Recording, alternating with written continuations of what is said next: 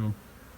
Well, this is the part of the hive that I took away from the now broodless part. The broodless part over there only has the drone stuff, the queen, the foragers, and some nurses that were in the top box. This box has all the brood, and if there is mites, there are mites, of course, they will be under the cappings. So, how am I going to take care of those? Well, that's a later question. The first question is, what are these bees going to do without a queen in there? They're going to want to make queen cells. They have enough material, they have eggs and larvae of the right age. And to reduce the number of queen cells they're going to make, because I'm going to actually put in a grafted cell at some stage, what we'll do is put in some man-like brood pheromone.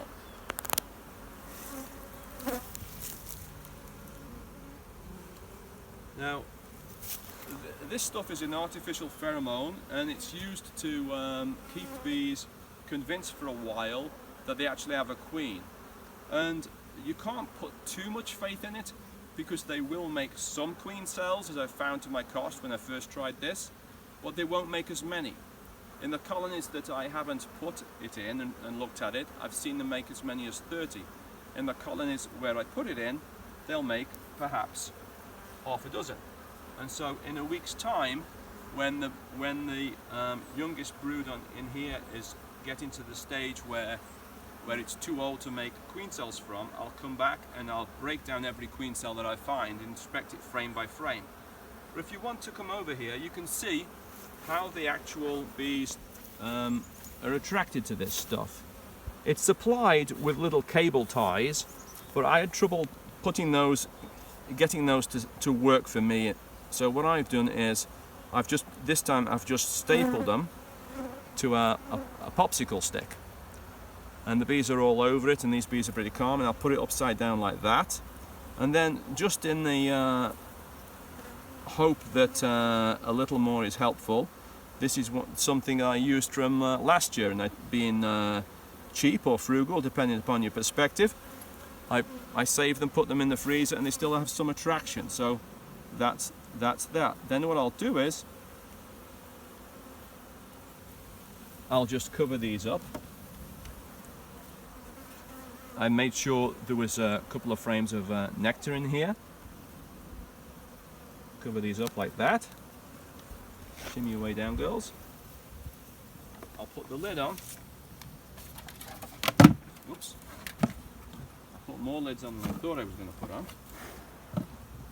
Like that. And then I'll take a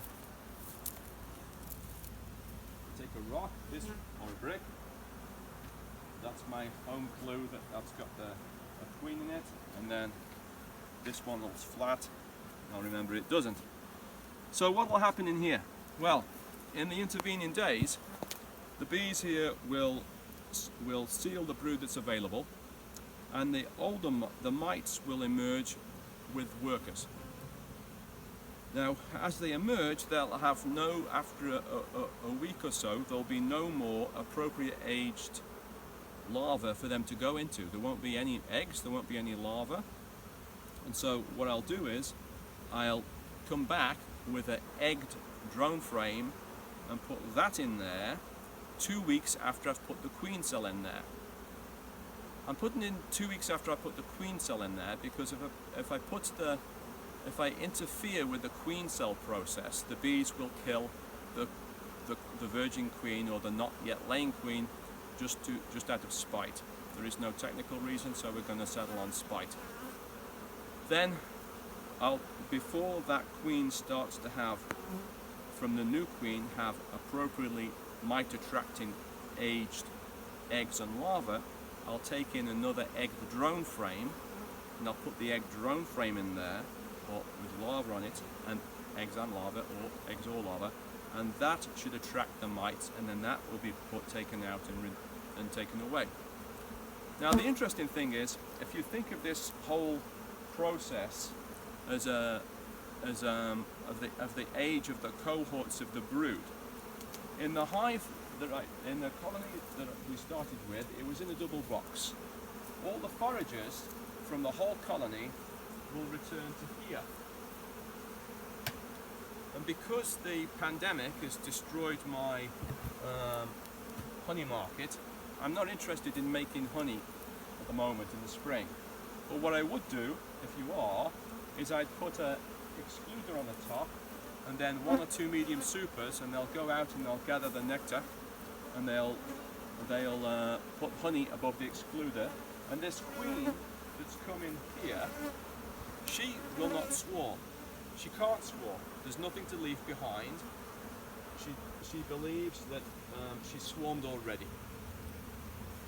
Now, as a spring honey producer, that is outstanding. It's way, way, way ahead of any package colony that you've ever had, because it's overwintered and it's got lots and lots of bees.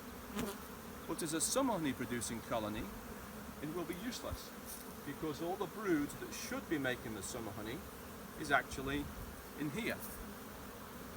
So I will use the bees in there to make nukes from. They will be perfect to make nukes from because they have had a manipulation, Dutch-German, mite brood treatment, whatever you want to call it, not a chemical treatment. The bees over here. There's enough bees over here to make a summer honey crop. So what will happen in the meantime, when the bees come in here and there's nothing to feed, they'll start to put the nectar in the brood nest. And then when it becomes queen right, if I put an excluder on and supers above, I would capture the summer honey flow.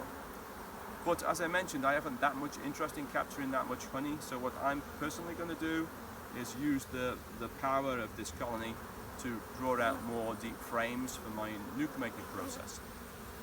So that's about as much as we need to know right now. One last thing, it's important when you put the queen cell in to take out the temporary pheromone, otherwise the bees can end up confused.